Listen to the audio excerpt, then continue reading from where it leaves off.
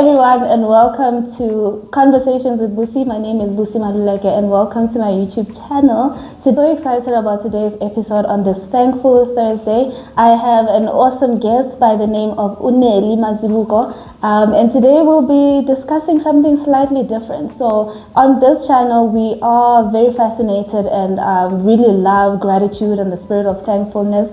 And today we'll be actually putting that into practice. So because Neli is a physiotherapist, and today we'll be discussing pelvic health, especially when it comes to women's health. So what does that have to do with gratitude? Well, when you are grateful for something, you show it by being appreciative of what you already have. And today we'll be discussing about how women's health actually plays a role in terms of how we take care of ourselves and take care of our bodies. But before we get started, happy Thankful Thursday. Please don't forget to take a moment today to think about something that you are grateful for today. But yeah, let's get started on the conversation.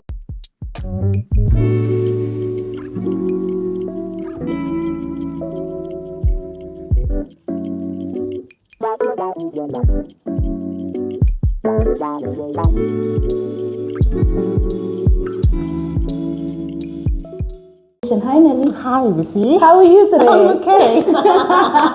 How are you? Are you okay? I'm okay. I'm better. I'm Okay, better good, now. good, I'm better now. I'm so happy, so thankful that you allowed me to come into your studio. Thank you for inviting me. Before we get started, can you just say to our people at home, happy Thankful Thursday? Happy Thankful Thursday. Before we get started, something that I like to do is icebreakers, mainly because I am nervous for doing this. So let's do some questions. Tea or coffee? Both. Okay. Tea and coffee. You like both? Yes. Okay. Depending on what I'm eating, how I'm feeling. Yeah, so both. Okay. What song were you playing on your way to work this morning? What was I playing? Oh, it was an album by Younger. Yeah. What is the one song that you can sing word for word with? I don't know if I can be specific, but it would be a song by Beyonce. Okay. Anything by Beyonce? I don't know about anything, but most of her songs. And what is your favorite genre of music? Favorite genre? It depends on the mood. Currently I'm enjoying hip hop. Okay. I enjoy R&B. It depends. Okay. Have you listened to the new Drake? Oh yes, and I was so disappointed. Really? Yes. Everybody's like, this is the best album of all time already. Are you talking about him releasing the 3? Yeah, the new. No. You don't like it? Oh no. Oh no. Yeah. I actually fell asleep while listening to one of them. Honestly. Oh no. So. Oh no. Definitely Okay, that not. is not a good sign. Yeah, that is not. That is not a good sign. Not, yeah. Would you rather go running or hiking? Hiking. Okay. Yeah. So you hiking. enjoy that challenge of going up? Yes, but also nature. I enjoy the challenge of going up the steeps, but also that you're surrounded by all these trees. There's usually birds around. The scenery. Yeah. So hiking. What is one part of your human body that really amazes you even to this point? What fascinates me about the human body is how it communicates. So our bodies are constantly communicating, and till this day I'm fascinated by it. For example, depending on what environment you're in, the body will tell you to either run for your life, or it'll tell you you're safe, you can relax. Yeah. So yeah, it really fascinates me because even with pain, that also comes across. So yeah, I'd say that, how the body communicates, yeah. That's so beautiful. I don't think I've ever thought about it like that, that the body is actually telling you something. I never imagined. It's like when you have a headache, your body is trying to tell you something is going on, right? Yes. Wow. Yes. I never thought about it that way. What made you fall in love with physiotherapy? I'd say 2 things. Firstly, it's the process of figuring what's wrong with a person, solving a problem, sometimes really complex problems, but I enjoy the process of it, and then reaching the end where a person feels better. Secondly, it's witnessing a patient go from a place where they never thought they'd be pain-free or a place where they never thought they'd be functional again. And just seeing them at the place and then being super proud of themselves, even that process, yes, I enjoy. Yeah. One message that I would send out today, it would be to check in with your body, listen to what your body needs, I guess respond to it. So if you are feeling tired, to not push through the fatigue or tiredness, listen and respond appropriately. And that is a problem that we have, especially as women. I don't know if men have the same problem, where women, we just like, okay, well, let's put aside the pain, let's push through, let us do this, let us continue. It's really just wrong, right? We really need to rewire our minds in terms of how to do that. Absolutely. All right, and then what is the one thing that women normalize in terms of how our physical bodies are, and that we shouldn't be normalizing, especially with the patients that you see and the type of issues? Because what I've seen with myself, if I have a little bit of pain, I'll just be like, it's okay, let me go, let me push through, what is that one thing that we normalize too much? So what I've come to realize is that I think many women incorrectly normalize pelvic conditions that they have. Sometimes, yes, maybe because they're unaware that the conditions that they have are treatable. So, for example, women who experience leaking. So every time maybe they laugh or they cough or even sneeze, they'll leak a bit of urine. Many women will think, no, that's normal, it's a part of life. I had 2-3 babies, of course I'm going to leak. But in actual fact, it's a condition that can be treated. Yes, there's a lot of women who probably experience it. So just because it's common doesn't mean that it's normal. So I think that is definitely something that many women need to realize, that it isn't normal and that it can be treated. That is amazing. I remember I was listening to a conversation with Lupita. She was talking about fibroids. I think she experienced a lot of issues with fibroids, and when they started doing research to treat her, she found out that there is actually not so much research concerning that, because we have normalized pain. We've normalized that periods must hurt, and it must hurt like this. So we've normalized how after giving birth, your body changes, and we think we're supposed to accept our bodies for what they are, which is something that I think for me personally, I don't think I was even aware that I can actually go to somebody who can treat it, because we don't know what is out there. And it's very unfortunate, to be quite honest. The state of women's health, I want to say locally, but it's probably a global issue. It's poor. It's very poor. I think when it comes to women's health, if you were to compare it to general medicine, women's health is lagging way behind. So yes, the general public lacks awareness, but it's not just the general public. Even healthcare providers themselves don't have enough awareness when it comes to women's issues, women's health. You find a lot of people who have consulted with various healthcare providers, but for example, have never been referred to a pelvic health physio, So I think it's a problem everywhere. And we really need to raise awareness. That's why for me, I think when I was on your Instagram account and I realized that the level of passion that you have, was like, this is something I was also not even aware of, and I wonder how many other people are not aware that this is something we need to take care of. So just to move in terms of what you do now as a physiotherapist, how did you end up in this field of work? How was that journey like for you? The journey was quite unconventional. I grew up always wanting to work in the medical field. Wasn't quite sure where exactly. I thought maybe nursing, but then realized, no, that's because my mom was a nurse. So no. And then I guess like many other people, thought medicine. Applied for that, but as many would know, when you apply in varsity, you need to have 3 options. So medicine was one, and I also applied for a general science degree. And then didn't know what to apply for, the third option, my mom then suggested physiotherapy because as a nurse, she had dealt with a lot of physiotherapists.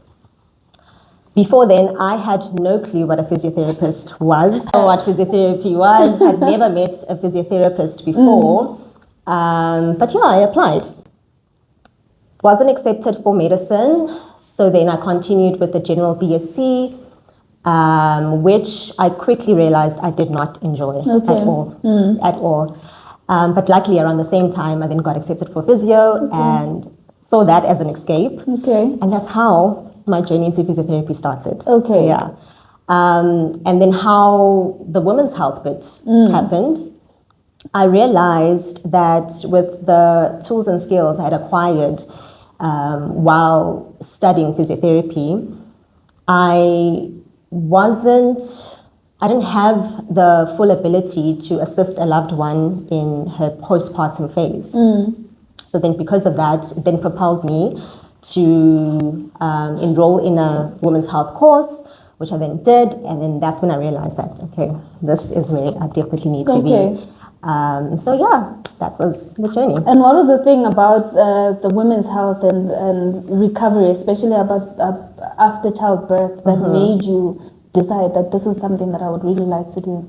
I guess it's the realization that it's such a common process. A lot of women fall pregnant, go through postpartum, but a lot of women don't know that there is there's support out there for the various conditions and discomforts they may experience during that period.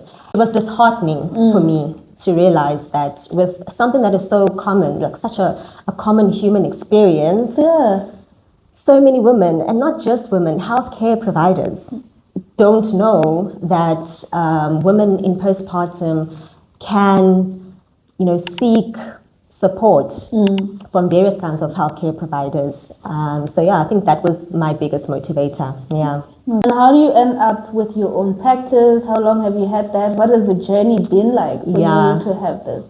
So where my own practice comes in, for a very long time, thought I could run my own practice. It's something that had been in my mind for a very long time. I decided to make the leap towards the end of 2024. So I just made the decision, opened my first practice beginning of 2025, and just decided to take the leap of faith, I guess. And the reason why I'm asking is that a lot of people, we find ourselves employed in certain places, not necessarily because we really enjoy it. Everybody dreams of having their own thing. But I think that leap of faith is the one thing that stops us. And then also the challenges that we face as we start. How would you encourage somebody else who is thinking of taking that leap of faith? I don't know what process you went through to get yourself out and say, you know what, I can do this. Even if you're doubting, because I'm sure there's a lot of doubt that is holding you back. You're probably doubting even now, but then how would you encourage somebody to still continue on regardless of how they're feeling? The feelings will always be there. Doubt will be there. It'll be there. But I do think you reach a point where you can no longer handle the discomfort of being where you are. It's just, you can't go through your days anymore. And you know why. You know that it's because you are not where you need to be and you need to take that leap. And it's unfortunate because you don't know what it will look like. And I guess that's why it's a leap of faith. But you just do it. You do it. One thing I will say, though, is ensuring that you have the right people in your corner will help you a great deal, because the feelings will never disappear. You'll always be fearful, always be doubtful, but with the right people in your corner, I think it helps you push on. It helps you to carry forward. Absolutely. I think I really love what you said, to say, you know what, you already know in your heart that you cannot continue forth. And I think most of us, we push that feeling aside, where you know that something is not for you, you're not supposed to continue, and we're like, let me ignore that. And then Yeah. over time, you find that you are 45 and you're still at the same point where you should have taken a leap. And for you, you're quite young and you've taken the leap at such a young age. I think that also gives you that liberty to try. If it fails, you go back and you try again. Were you full-time employed somewhere else before you made the decision to take a leap, or was it looking for employment, not able to get it, or how did this push happen? I was employed full-time. Enjoyed what I was doing. I did. I was actually even promoted. I was, it was nice. I was, I was doing well. happy. I was doing well, yeah. However, that feeling was just constantly there. It was there that I couldn't ignore, and so that was the push. And in the time, because you also specialize in women's health, what has it taught you about the strength that women have? What have you seen through the process of what you're doing here in your practice? So what I've seen with the women I've come to treat, strength isn't only in the exercises we do, the physical workouts, but it's also in choosing yourself, deciding that, you know what, today I'm going to fulfill my appointment. I know there's a lot going on, but I also cannot ignore this discomfort I'm feeling or this pain that I'm feeling, and I'm just going to do it. I've seen that happen for many women because, as you know, as a woman with maybe babies, you're a mother, you're a wife, you're an employee, a friend. You just have all these roles and you end up taking care of everyone else and forgetting yourself. Yeah. So I do think of strength when you decide to choose yourself, to choose to take care of yourself amidst everything else that you need to do. For people at home who are struggling to understand what exactly physiotherapy, pelvic health, what is it all about? Tell us a little bit about what it is that you do. Okay, so I am a physiotherapist with a special interest in women's health. Okay. And I love explaining the women's health bits because I think physiotherapy, many people have an idea. Yes. It's about movement, it's about exercise, it's about ensuring that we help reduce your pain so that you're able to move like you would normally. Yeah. But when it comes to women's pelvic health, I like to start the explanation by explaining the parts of the body. Okay. And that's why I take her everywhere. I honestly love my pelvis model. Okay. But it's to, I guess, teach people how their bodies look like. Okay. So this is the pelvis. It's made up of two. I know I was a little freaked out when you took her out. Yes. But I'm glad that we're getting to use it now. Right? So yes, these are the two hip bones. They come together here in the front. Okay. All right. And at the back is your spine that comes down into your sacrum and then your tailbone. Okay. Okay. And then if you notice at the bottom over here, there's a whole lot of red. Okay, there's a whole lot of red. Now, this redness is a group of muscles. Okay. This is your pelvic floor. Yeah, that many people aren't aware of because you don't see it. No, out of sight, out of mind. Exactly. But it plays such a crucial role, all right, in just general well-being even. But for women specifically and women who have experienced pregnancy, women who have experienced childbirth, these muscles really play a big role in supporting the pelvic organs that sit inside. So the muscles generally, they help support pelvic organs, which is your bladder, which is your rectum, and which is your uterus. So all these organs, they are supported. They're supported by the muscles. And you can imagine when you are pregnant, you have this growing baby that then stretches these muscles. Okay. Then you give birth, and then they tell you after 6 weeks, you are good, done. Go back to your normal life. What have you done to ensure that these muscles have recovered? You know? And like I mentioned, the muscles, they hold your uterus, but also your bladder. And you found that a lot of women, in the postpartum period are now suffering from leaking urine, like we mentioned earlier. Yeah. That's because, well, possibly not to be like sure, because obviously you did an assessment. Yes. But it could be that these muscles are not functioning properly. Maybe they're too weak to support your bladder. Yeah. You know, sometimes you have these organs actually pass through the vaginal wall, and people now are scared. I don't know what's happening in my vagina. I feel like there's something, but that's because your muscles are no longer strong enough to hold your organs up. Yeah. So that's women's pelvic health in a nutshell. And as a physio, you then help to treat these muscles depending on what's wrong. If they're too weak, you then assist them get a bit stronger. Okay. If they're too tight, you help relax them, you know. But the main thing is to encourage the muscles to work more optimally so that, you know, a person's quality of life can, That's it. But also in terms of the pelvic health for women, in terms of the women that have not given birth, because I can just imagine that we also struggle regardless of whether you're pregnant or not pregnant. There's certain challenges that women have that they're not aware. What are some of the issues that women struggle with that have not given birth but are ignoring, and that you get to see sometimes maybe late and you can help with them now? So one of the most common things is, I'll just mention stress. Many people think about their maybe neck and shoulders and maybe jaw when they think stress. The tightened muscles. Yes, no, I've got tightness, my shoulders, tightness in my jaw. But don't realize that the same tightness is happening in your pelvic floor. Is it? Yes. Wow, okay. Yes. So in as much as you're feeling the tension in your shoulders, trust that your pelvic floor is doing the same thing.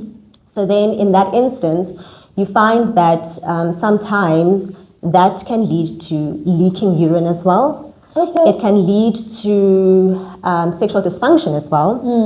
Find that people experience a lot of discomfort, a lot of pain during sexual intercourse, and they think that maybe there's something wrong with them, like, oh, I'm clearly not supposed to be doing this.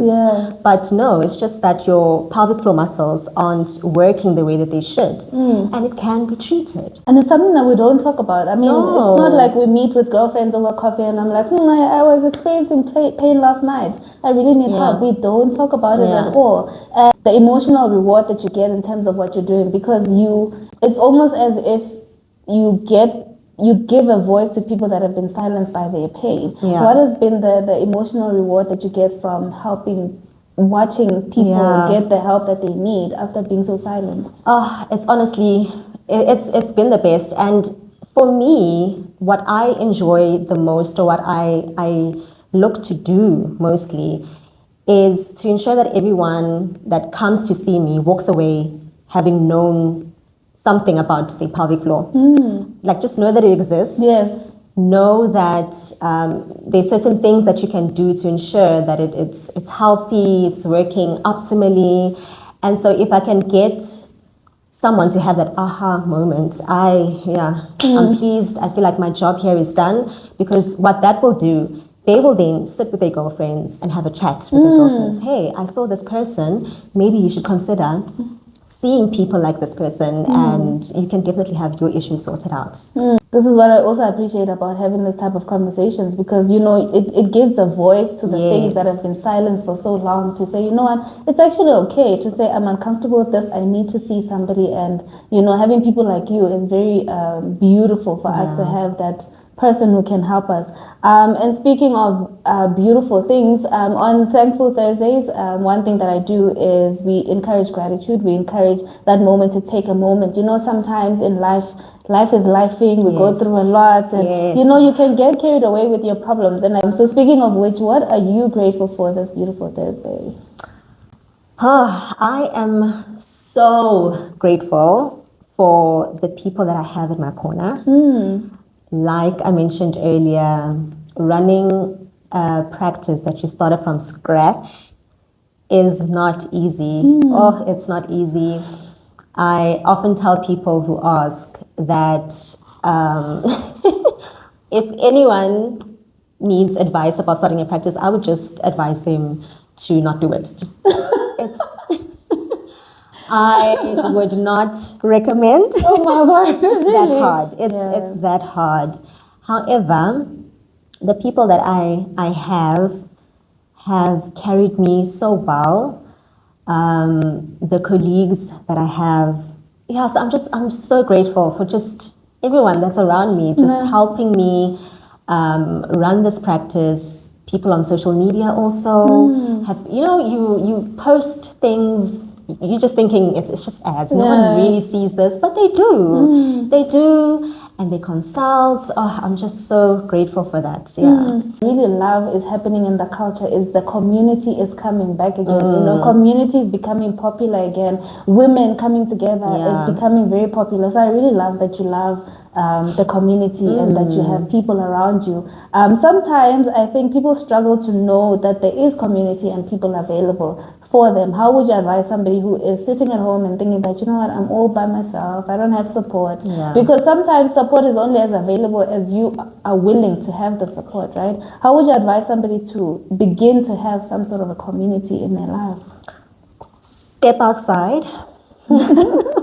Very important. You have to step outside. Step outside. Listen to what people are talking about. Be supportive of other people. Like you need to be a villager. You need to be a villager. Be open to be a villager. Don't just expect to have a village. But I think number one, you need to put yourself out there, which has been very scary for me. Because you say you're an introvert. Like I'm waiting to meet this introvert that you claim you are. I am. Wait. I haven't seen her so far. Even from the first moment I met you, I don't remember seeing an introvert. I am waiting to meet her. Wait. You know what? Let's just say you make me comfortable. Okay. I'm being a villager, né? Yes. Oh my gosh. But yes, you need to put yourself out there. There's no other way. If you know that you enjoy netball, for example, look out for teams. When you stay, go and join a team. If there's a little community meetup, join. Yeah, you cannot have a community if you in your room all day. I think for me, I can also relate because I'm also an introvert. So every time I have to talk to people, I'm like, I cringe a little bit, and but then you only get better as you go out into the world. I've met a lot of people that think I'm also not an introvert, and I'm like, I am. I'm one. But I don't think you are. But I think it's the fact that you keep putting yourself out there, regardless of that little voice that's telling you, no, you can't put yourself. People will not accept you.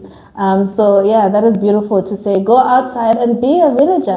Be the change you want to see as well, right? In terms of going back to women's health, how would you advise somebody or women how to take care of our bodies before we get that pain, before we have to go and get the help that we need? How do we show gratitude by taking care of our bodies where they are? I think the best way to go about that is listen to your body. I think it's important to really pay attention to what's going on in our bodies and to ignore what's happening inside because we're so busy trying to control what's happening around us.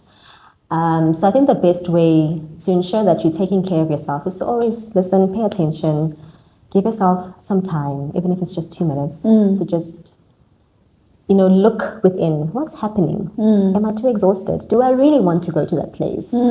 Do I really want to go to the gym today even? To just listen, pay attention, and then respond accordingly.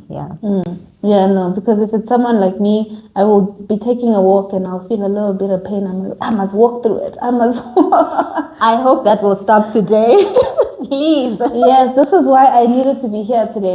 I think one of the things we also don't do so much is we do not rest enough. How important is to have that balance of walking and taking care of your body by moving as well as resting? How do we balance rest and movement? Movement is very necessary, right? because our bodies were made to move. We have joints, we have muscles, we have nerves. We're supposed to move. However, in an instance where, for example, you're training, you're at the gym, you're training, very necessary to rest, give your body time to rest so that muscles can recover. So what usually happens with intense workouts is that your tissues go through micro traumas. Okay, so small little traumas that need time to heal. But if someone who just wants to push on, you end up not getting stronger. In fact, you risk injuring yourself, which is then opposite of what you want. So I think if you're a person who works out intensely, you do need to have those rest days. Some people have active rest days, which is you're still moving, but at a very lower intensity. Those are the kinds of rest that I vouch for.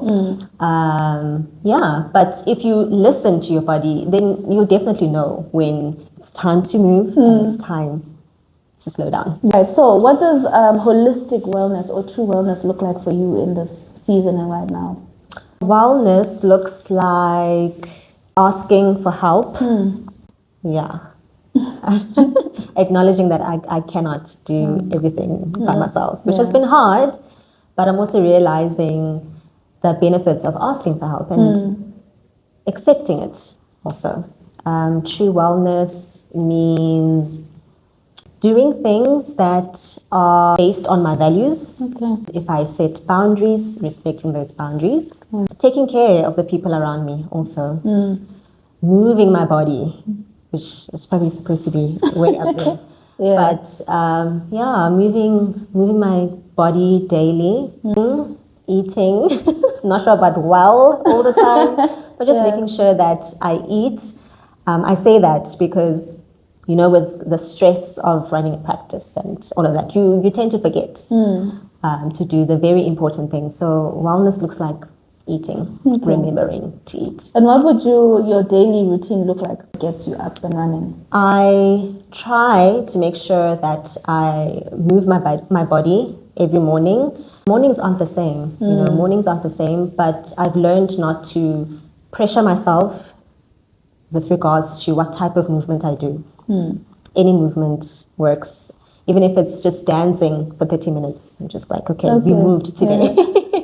So I think that's how my day will usually start. Moving my body, walking, running, dancing, stretching. Depends on the mood. And then get into work right afterwards. So what is the one thing that you catch in terms of people's posture or yourself, your posture, that every now and then you catch yourself, you're like, come back. So I find myself correcting shoulders a lot. Okay, so obviously when you're working with a laptop and you're sitting for some hours, you'll be slouched over. So I find myself having to squeeze my shoulder blades together just to get out of that posture. But also, I frequently need to remind myself that I don't need to be in a perfect posture as long as I get out of postures every now and again. You don't need to be in a perfect posture. No. What you need to do is make sure that you move out of postures every now and again. Because if you're in a perfect posture for like a full hour, your muscles will tire. Yes, moving out of this posture that you've been in for like 30 minutes and you move out of it. You've been like this for too long. Also, try and move out of it as well. No, you've just liberated me, because every time I catch myself with the wrong posture, I'm always just feeling so bad. I lost it again. So thank you so much for setting me free to say, welcome. That is not about seeking to be perfect all the time. No. It's just when I catch it, I must just remember to move. Exactly. And it's like what I said earlier, that our bodies are made to move.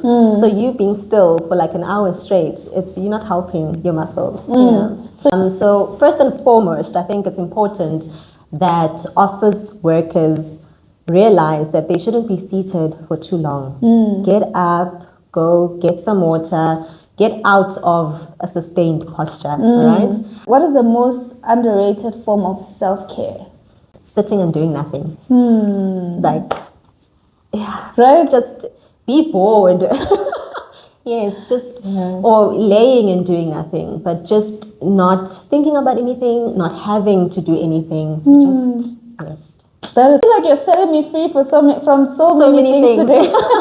I'm so that glad. It's okay to sit and be bored. Be bored. Okay. Yeah, be bored. Okay, that is a beautiful self-care. I'm taking that. I'm definitely going to apply that today. So if you could give women one body care habit, what would it be? Maybe it's going to sound a bit unconventional, but deep breathing. Yeah, deep belly breathing. Okay. So using your diaphragm to breathe and not your shoulders. What does that mean? Like I always hear that and I'm like, what do you mean? Like I breathe every day. What do you mean I'm using the wrong way? So what does that look like? Essentially breathing and making sure that what's moving is more your belly and the lower parts of your ribs versus your shoulders. So you find a lot of people, this is how it's the chest that's moving up and down. Okay, so how do I change that? You focus more on your belly. So as you take a deep breath in, your belly should expand, and out, then your belly falls. Okay. Okay. And the more you do that, you realize that you actually feel a bit calmer. Okay. Because then your autonomic nervous system kicks in, so that you'll rest and digest. Yes, so that it kicks in. Okay. And then you feel a little bit more relaxed. And I think a lot of women need that. Okay. Actually, pay attention to your you do have a toddler. Yes, I do. Check how they breathe, and then it'll actually make you realize that, yeah, man, the shoulders aren't doing anything. It's so she's breathing correctly right now. The belly's up and down. Yeah, the older we get, I feel like the more stressful life becomes, and we move into fight or flight mode, and we're constantly there. So much so that even just doing simple things like breathing, you're sitting, breathing, you still fight or flight. Yeah. We are fighting for our lives. It's terrible. Okay, I'm definitely going to watch it today when I go home. And I'll be practicing the breathing as I drive home. So thank you so much for that. So what is the one thing personally that you're thankful for your body today? When I woke up this morning, I felt my muscles hurt, but it's from working out yesterday. Okay. So, feeling those aches made me feel quite grateful that, I have a body that works well enough that I can exercise, that I can push a bit to make my muscles a bit stronger. And today I get to wake up and feel those aches. I'm just like, thank you, God. Yeah. Growing pains. Yeah. Beautiful pains, right? Yeah. What does taking care of yourself look like right now? Definitely not comparing myself to others. Yeah. I find myself constantly going back to my experience with running this practice, but it's the only thing that's in my mind because of how difficult and tough it's been. But I think taking care of myself is acknowledging how far I've come, stopping myself when I start spiraling, and just being present with where I am currently. And I'm just grateful for how far I've come. Yeah. This has been so liberating. I really hope that somebody at home who was watching has been liberated, and now you actually have a voice for whatever it is that you're going through, whether it's pain or starting entrepreneurship or not being grateful for your life. So thank you so much for your time. But before we go, how can people get hold of you? Where are you based? What is your practice like so that people at home can get hold of you? So I am based in Edenvale. They can contact me on Instagram. Okay. I am Mazibuba Physio on Instagram, Facebook as well. They can send an email, info@mazibubaphysio.co.za. Okay. And parting words for somebody at home? Pause, listen to your body. If you're unsure, know that there is support out there. Get in touch. There are healthcare providers who are more than willing to support you along whatever it is that you're going through. Yeah. Right. Thank you so much. What a liberating interview. I think I came here with my own ideas of how this will go, but it's really liberated me from a lot of things and how I look at the body. And thank you so much for actually showing this, because I don't think I've ever seen it before, to see what our body actually looks like on the inside, and to see how beautiful, how beautifully designed our bodies are to take care of us. I still remember your words to say your body is always trying to communicate and we must always listen to it. So this was such a liberating conversation. Thank you so much for allowing me to bully you, to accept my invite. I'm so happy you did. This was lovely. So if each and every person was taking the time to watch the episode, I really hope that it's liberated you and you can get hold of a physio. If there's anything that is going on within your body, if there's pain that you do not know, even consult just so that you know if there's something that's going on with you. Again, the whole spirit that we have here is Thankful Thursday, and part of being thankful is really taking care of what we already have. You know, sometimes we can sit at home and we want more things and we want more things, but if you do not start by taking care of what we already have, then we stop ourselves from seeing the bigger things happening in our lives. And I really hope you're inspired to take care of your body, to take care and rest, and find the time to take a minute today and find something that you're thankful for. If you have not subscribed to my channel, please make sure that you pause and do that. It is absolutely free. And thank you so much for watching. I'll see you guys next time. Bye. Bye. Thank you so much.